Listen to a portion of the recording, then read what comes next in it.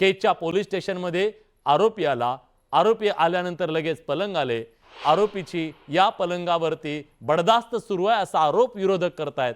हे खरं आहे का? पोलीस आरोपीला मदत करतायत का? नाही, हे खरं नाहीये। ॲक्च्युअल तिथे पोलिसांची कुमक जादा आल्यामुळं ते केजचं पोलीस स्टेशनमध्ये पोलिसांसाठी काही सुविधा नसतील, त्याच्यासाठी ते पलंग आणले गेले, आरोपीसाठी नाही। आरोपी तर जिल्हा कोर्टामध्ये आहे। हे मला वाटतं कोणतीही काही मूवमेंट झाली की एकदम बालिशपणे काहीतरी बाहेर पसरवायचं अशा पद्धतीचं हे कोणीतरी खोडसाळपणे केलेलं आहे आणि याच्या बाबतीमध्ये राज्याच्या मुख्यमंत्र्यांनी स्टेटमेंट केलं। आता त्याच्यावर परत बोलण्यात काय अर्थ आहे विलासजी? नाही, पण सवाल असा उपस्थित केला जातोय त्याबद्दल सीएम साहेब बोललेत ना आज त्याच्यावर। हा, सीएम साहेब बोलले, पण सवाल हा उपस्थित केला जातोय की म्हणजे जे संतोष देशमुख आहेत, पीडित आहेत, संतोष देशमुखांचे जे कुटुंबीय आहेत ते सुद्धा म्हणतात की आरोपीची बडदास्त ठेवली जाते, म्हणून सवाल हा निर्माण होतोय। नाही, आरोपीची नाही, काल रात्री धनंजय देशमुख आणि खिंडकर त्यांचे मेहुणे हे तिथे गेले होते। एक चित्रविचित्र प्रकार त्या ठिकाणी घडलेला आहे की आरोपीच्या बाजूने काही लोक आरोपीच्या म्हणजे त्या खोलीकडे डायरेक्ट जात होती। दुसरे एक लेडी कॉन्स्टेबल होत्या, त्यांनी त्यांना अडवलं आणि तुम्ही तिकडे जाऊ नका असं म्हणले, परंतु धनंजय आणि त्यांचे पाहुणे हे दोघ जण तिथं होते। ते साधारणतः माहिती घ्यायला गेले होते, तर तिथले जे एपीआय कोण होते, दराडे का काय, त्या दराडेंनी यांना नीटनाटकी वागणूक द्यायच्या ऐवजी त्या ज्या कॉन्स्टेबल होत्या, लेडी कॉन्स्टेबल, त्यांना दमबाजी केली। अशा प्रकारची कालची त्यांची तक्रार आहे आणि ती तक्रार असल्यामुळे त्या बाबतीमध्ये चौकशी व्हावी हे मी पण म्हणेल की अशा प्रकारची वागणूक जर ज्याच्या घरातलं माणूस गेलंय त्याच्या बाबतीमध्ये असं जर हे लोक वागत असतील तर ते दुर्दैव आहे आणि पोलीसचे लोक वागलेत। हे बडदास्त वगैरे याच्यावरती माझा काही भरोसा नाही आणि जर तसं काही त्यांना दिसलं असेल तर त्या बाबतीत सुद्धा थोडीशी चौकशी व्हायला पाहिजे। पण सीएम साहेब म्हणलेत की बाबा पोलिसांच्या सोयीसाठी आणलेले ते काय बाजबीज काय म्हणतात ते पलंग आणले असतील, परंतु कालचा जो प्रकार झालेला आहे हा पलंग वगैरे आणलेले आहेत, तर तो विषय पलंगाचा बाजूला ठेवा। मूळ विषय काय आहे की पलंगाचा मी येतो एका मुद्द्यावरून येतो ना। एपीआय दराडे त्यांची चौकशी होणार आहे का? एपीआय दराडे यांनी जी, मी पत्र देणार आहे उद्या एसपींना, ते जे लिहिलेलं पत्र आहे मी तुम्हाला पाठवतो विलासजी। त्यांनी फार चुकीच्या आम्ही बातमी दाखवली सुरेश अण्णा, बातमी दाखवली आरोपीच्या हो हो हो हो। हा मुद्दा दुसरा हा सुद्धा आहे, दुसरा हा मुद्दा आहे, आरोपी ज्या दिवशी सरेंडर झाला त्या दिवसापर्यंत झाले होते 22 दिवस। आता 22 दिवस आरोपी इतक्या सगळ्या सीआयडीच्या टीमला, इतक्या सगळ्या हजारो पोलिसांना 22 दिवस सापडत नाही। तो त्यांनी सांगितलेल्या वेळेला, त्याने सांगितलेल्या दिवसाला येतो, हजर राहतो। सवाल विचारला जातो विरोधकांकडून, तुमचे पोलीस आणि सीआयडी काय करतायत, काय करत होते 22 दिवस? काय आहे की याच्यामध्ये थोडंसं विलासजी काही गोष्टीचं क्लेरिफिकेशन पण दिलं पाहिजे। सुरुवातीला जे संतोष देशमुख गेल्याच्या नंतर त्या ठिकाणी मोठा रास्ता रोको झाला। त्या रास्ता रोको मध्ये एक जणांनी मागणी केली की सीआयडी चौकशी झाली पाहिजे, दुसऱ्याने मागणी केली सीआयडी चौकशी झाली पाहिजे, तिसऱ्याने मागणी केली सीआयडी चौकशी।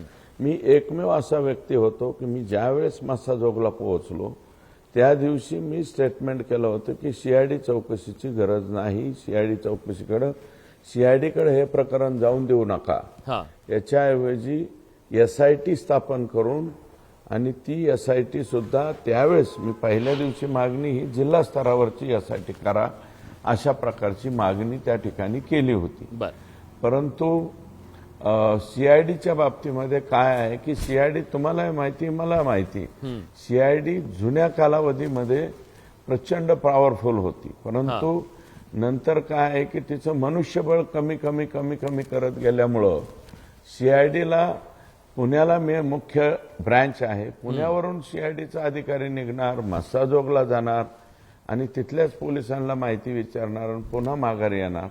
म्हणून त्याच्यावरती मी बोललो होतो. नंतर मी सभागृहामध्ये बोलत असताना सभागृहामध्ये मी ही मागणी केली होती विलासजी की तुम्ही एसआयटी स्थापन करा, परंतु जिल्हा स्तरावरची नाही, आयजी लेवलच्या अधिकाऱ्याची एसआयटी झाली पाहिजे.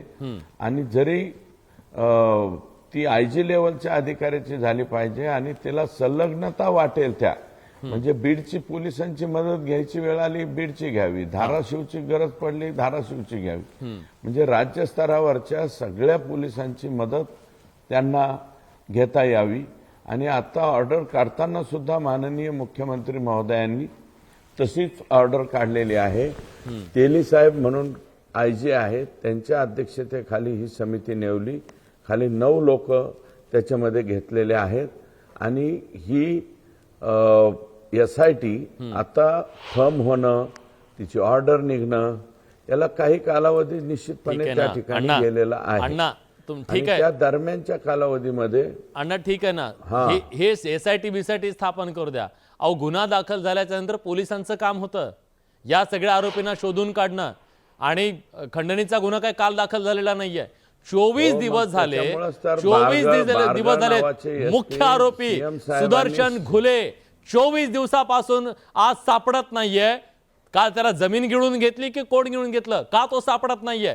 पोलीस काय करतायत हा सवाल विचारला जातोय. आज प्रत्येकाचं म्हणणं आहे की पोलिसांचा हा नाकर्तेपणा आहे. सीआयडी दिली, एवढ्या सगळ्या घोषणा केल्या, आज का सापडत नाही हा मुख्य आरोपी? नाही, हा सुदर्शन घुले हा सापडलाच पाहिजे हे माझं मत आहे. कारण त्यातला प्रमुख आरोपी हा म्हणजे ऍक्शन घेणारा जो व्यक्ती आहे तो सुदर्शन घुले आहे. बरोबर बरोबर. आणि एक जो प्रवीण का काय घुले आहे तो मुलगा अटक झालेला आहे. एक केदार राहिला आणि एक आंधळे राहिला, असे 3 जण राहिलेले आहे. हे 3ही आरोपी अटक झालेच पाहिजेत. लोकांचा क्राय आहे त्या संदर्भामध्ये. 22-25 दिवस होऊन सुद्धा हे गुन्हेगार न सापडणं म्हणजे थोडीशी नामुष्कीचीच बाजू त्या ठिकाणी येते. परंतु काय झालं की पहिले एसपी होते, त्या एसपींनी कसल्याही प्रकारची हालचाल त्या ठिकाणी केलेली नव्हती. म्हणूनच सीएम साहेबांनी त्यांना डायरेक्ट अटॅच केलं, तिथनं काढलं आणि आता डायरेक्ट एसपी नवनीत म्हणून जे आहेत त्यांना तिथं दिलेलं आहे. त्यांनी बऱ्यापैकी टीम वर्क तयार करून या लोकांच्या पाठीमागे पाठवले. हे कर्नाटकामध्ये आमच्या, आता विलासजी तुम्हालाही माहिती आहे, ऊस तोडीसाठी आमचे वडवणीपासून इकडचं खालचं जे पॉकेट आहे ते सगळंच कर्नाटकामध्ये ऊस तोडीसाठी जातं. हे ऊस तोडीच्या टोळ्यांकडे हे लोक सरकलेत अशा प्रकारची एक माहिती समोर येते. आणि ऊस तोडीचं टोळी नेमकी एका जागेवर थांबत नाही, ती इथून उठते तिकडे जाते, तिथून तिकडे जाते. तर पोलिसांची काही कुमक ही त्या दिशेने सुद्धा गेलेली आहे. आणि लवकरात लवकर हे लोक आता आतमध्ये गेले पाहिजेत, बिन भाड्याच्या खोलीमध्ये गेले पाहिजेत. यांचा आका गेलाय, परंतु कधीपर्यंत शागिर्द आहे, कधीपर्यंत जातील? आज मुख्यमंत्र्यांशी तुमचं काही बोलणं झालं या विषयासंदर्भात? कारण लोकांमध्ये खूप रोष आहे. तिकडे जरांगे पाटील म्हणालेत की हे मुख्य आरोपी आले नाही तर आम्हाला आंदोलन करावं लागेल. बरोबर आहे ना, त्यांचं नाकारता कसं येईल?